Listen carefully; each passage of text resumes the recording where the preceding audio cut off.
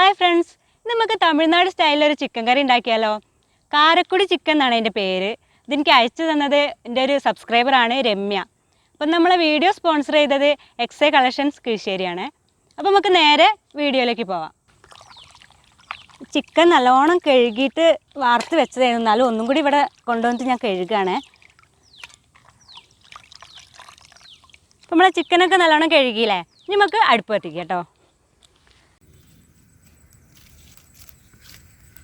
അടുപ്പൊക്കെ നല്ലോണം കത്തീന്. ഇനി നമുക്ക് നമ്മളെ ചട്ടി വെച്ച് കൊടുക്കണം. അപ്പം നമ്മളെ ചട്ടീൻ്റെ പുറത്ത് ഞാൻ വെളിച്ചെണ്ണ തേച്ചിട്ടുണ്ട്. ആരും മറന്നില്ലല്ലോ ഒന്നും, ഞാൻ ഒന്ന് രണ്ട് വീഡിയോയിൽ പറഞ്ഞിട്ടില്ല. നമുക്കിതിൽ വെളിച്ചെണ്ണ ഒഴിച്ചു കൊടുക്കണം, ഒന്ന് ചൂടാട്ടെ. അപ്പം ഞാൻ ചട്ടിയിൽ വെളിച്ചെണ്ണ ഒഴിച്ചു കൊടുത്തതിന് നമുക്ക് അതിക്ക് ലേശം കടുക് പൊട്ടിക്കണം. എന്താ തുറന്നിട്ട് കിട്ടാത്തത്? കൈമിൽ വെളിച്ചെണ്ണ ആയിട്ടേ തുറക്കാൻ കുറച്ച് ബുദ്ധിമുട്ട്. വെളിച്ചെണ്ണ ചൂടായിട്ടുണ്ട്. ഇനി നമുക്ക് കടുക് ഇട്ട് കൊടുക്കാം കേട്ടോ.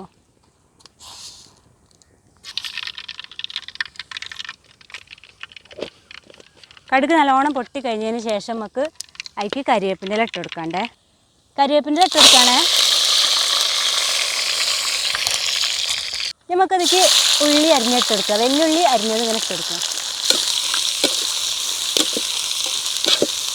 അപ്പം ഞാൻ അതിക്കൊരു 5 വലിയ വെല്ലുള്ളിയാണ് എടുത്തത് കേട്ടോ.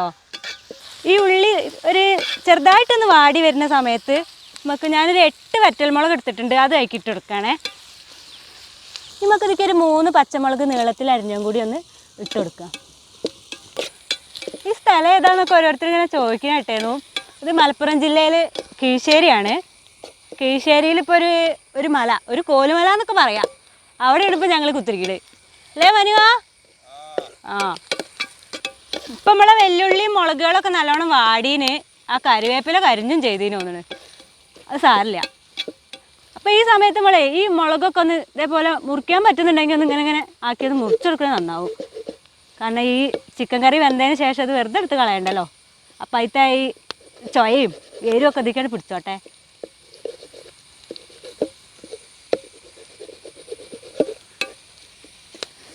എന്നിട്ട് നമുക്ക് ഇതിക്ക് ഇനി ചേർക്കേണ്ടതെന്ന് വെച്ചാൽ ഇഞ്ചി വെളുത്തുള്ളിയാണേ.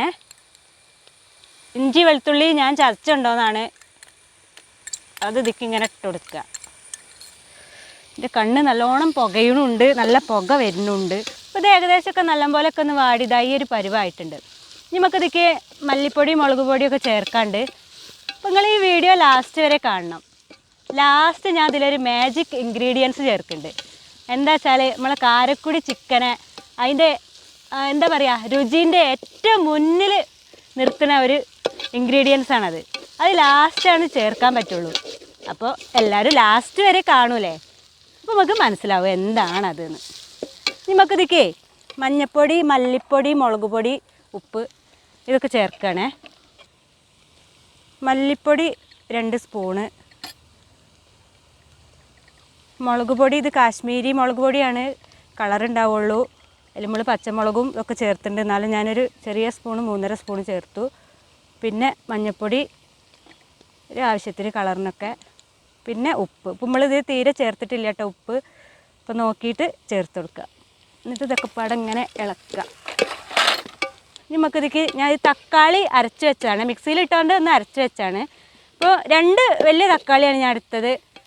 അത് ഇതിക്ക് ചേർത്ത് കൊടുക്കാം നമുക്ക്. ഇത് നല്ലോണം ഒന്ന് മിക്സ് ചെയ്ത് കൊടുക്കാം. അപ്പോൾ നമ്മൾ ആ തക്കാളീൻ്റെ പേസ്റ്റൊക്കെ ഇത് നല്ലോണം പിടിച്ചിട്ടുണ്ട്. ഇപ്പോൾ തന്നെ നല്ലൊരു മണക്ക വരുന്നുണ്ട്. നമുക്കിതിക്ക് നമ്മളെ ചിക്കൻ ഇങ്ങനെ ഇട്ട് കൊടുക്കാം കേട്ടോ.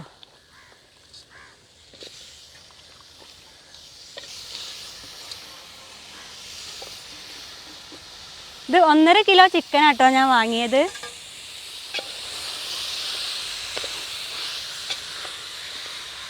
അപ്പോൾ ഇതിൽ ഉപ്പുണ്ടോയെന്നൊക്കെ നോക്കണം. ഇനി നല്ലോണം ഒന്ന് ഇളക്കുക. ഇതേപോലെ ഈ മസാലയൊക്കെ ഇങ്ങനെ പിടിച്ച് കിടക്കണ ഈ ചിക്കൻ ഇങ്ങനെ കാണുമ്പോഴല്ലോ ഇതാ രസം. നമുക്കിതിക്ക് ലേശം ഇങ്ങനെ വെള്ളം ഒഴിച്ചു കൊടുക്കുകയാണേ. ഞാൻ ഒന്ന് വേവാനുള്ള വെള്ളം, ചിക്കനിൽ വെള്ളം ഉണ്ടാവും, എന്നാലും കുറച്ചൊന്ന് വെന്ത് കിട്ടണമെന്നുണ്ടെങ്കിൽ ലേശം വെള്ളം നമ്മൾ ഒഴിക്കണ്ടേ. അപ്പോൾ അതിനുള്ള വെള്ളം ഞാൻ ഒഴിച്ചിട്ടുണ്ട്. ഇനി ഇതൊക്കെ ഒന്ന് നല്ലപോലെ ഒന്ന് നടുക്കേക്കൊക്കെ കൂട്ടി വെച്ച് നമുക്കൊന്ന് അടച്ചേക്കുക. ഞാൻ അവിടെ കിടന്നൊന്ന് വേവട്ടെ. ഇടയ്ക്ക് നമുക്കതൊന്ന് തുറന്ന് ഇളക്കി വെക്കണം കേട്ടോ, വെള്ളമൊക്കെ ഉണ്ടോയെന്ന്. ഇത് നല്ല വെള്ളമൊക്കെ ഉണ്ട്, പാകത്തിന് തന്നെയാണ്. തന്നെ നല്ല സ്മെല്ല് വരുന്നുണ്ട്. ഞാൻ മസാലയും കൂടി ഇതിലാണ്ട് ചേർത്താൽ എന്താ ടേസ്റ്റ്. കുറച്ച് നേരം കൂടി വെന്തോട്ടെ. അപ്പോൾ ഇതാണ് ഞാൻ പറഞ്ഞ ആ സീക്രട്ട് ഇൻഗ്രീഡിയൻസ് പറഞ്ഞത്. ഇതിൽ 3 സാധനങ്ങൾ ചേർത്തിട്ടുണ്ട്. തേങ്ങയും ഗ്രാമ്പു പട്ട, ഈ 3 സാധനങ്ങളും കൂടി ഞാൻ നല്ലോണം വറുത്തിട്ട് മിക്സിയിൽ പൊടിച്ചു. മിക്സിയിൽ പൊടിച്ചപ്പോൾ ആദ്യം എനിക്ക് നല്ല പൊടിയായി കിട്ടി. ഒന്നും കൂടി പൊടിച്ചോട്ടെ വിചാരിച്ച് ഞാൻ പൊടിഞ്ഞതിൽ ആ തേങ്ങയിലുള്ള വെളിച്ചെണ്ണയൊക്കെ പാടെ ഇറങ്ങിയിട്ട് ഇതിപ്പോൾ ഒരു കുഴമ്പ് രൂപത്തിലായിരുന്നു. കണ്ടില്ലേ? അപ്പോൾ ഇതാണ് നമ്മൾ ഇനി ഇതിലേക്ക് ചേർത്ത് കൊടുക്കാൻ പോണേ.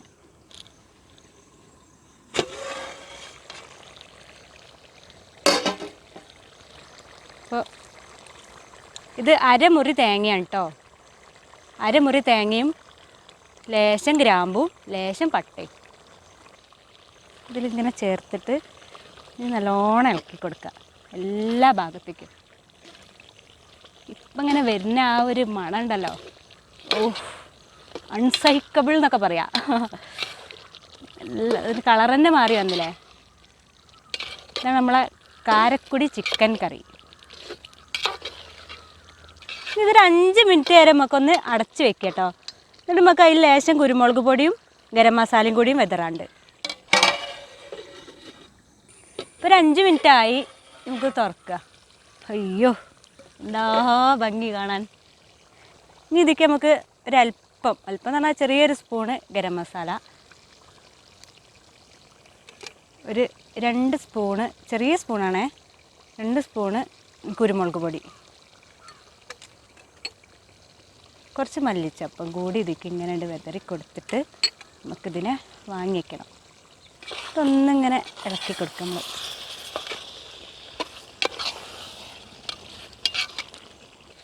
ഇത് വാങ്ങി വയ്ക്കട്ടെ കേട്ടോ.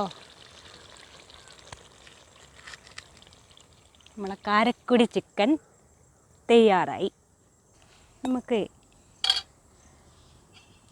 ഇതിനൊരു പാത്രത്തേക്ക് മാറ്റണം.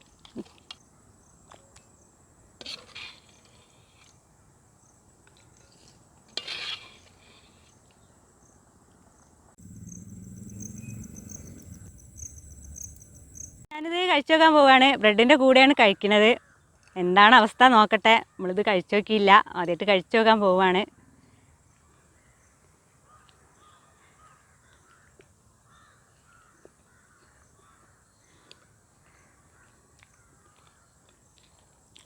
എന്താ പറയുക, നല്ല രസമുണ്ട് കേട്ടോ. നമ്മൾ ആ മാജിക് മസാല ഇട്ടല്ലേ, അത് നല്ലോണം ഇതിലേക്ക് നല്ലോണം ചേർന്ന് നിൽക്കുന്നുണ്ട്. അതിൻ്റെ ആ രുചി ഇങ്ങനെ ഒരു രക്ഷയില്ല, നല്ല രസമുണ്ട്. അപ്പോൾ ഇങ്ങനത്തെ ഒരു അടിപൊളി റെസിപ്പി അയച്ചു തന്നെ നമ്മളെ രമ്യക്ക് എന്താ ഞാൻ പറയണ്ടേ. രമ്യ, താങ്ക്സ്. നല്ല രസമുണ്ട്. അപ്പോൾ എല്ലാവരും ഇത് സമയം കിട്ടുമ്പോഴൊക്കെ വീട്ടിൽ ഉണ്ടാക്കി നോക്കണം. അപ്പോൾ നമ്മളെ ചാനൽ എല്ലാവരും സബ്സ്ക്രൈബ് ചെയ്യണം, ലൈക്ക് ചെയ്യണം, ഷെയർ ചെയ്യണം. ഇനിയിപ്പോൾ എല്ലാവരും ഫേസ്ബുക്കിലാണ് കാണണമെന്നുണ്ടെങ്കിൽ അതിലും പിന്നെ ഒന്ന് ലൈക്ക് ചെയ്യണം, ഷെയർ ചെയ്യണം. അപ്പോൾ ആരും ബേജാറാവണ്ട, ഇടങ്ങേറാവണ്ട, എല്ലാവരും വെച്ചോളി തിന്നോളി.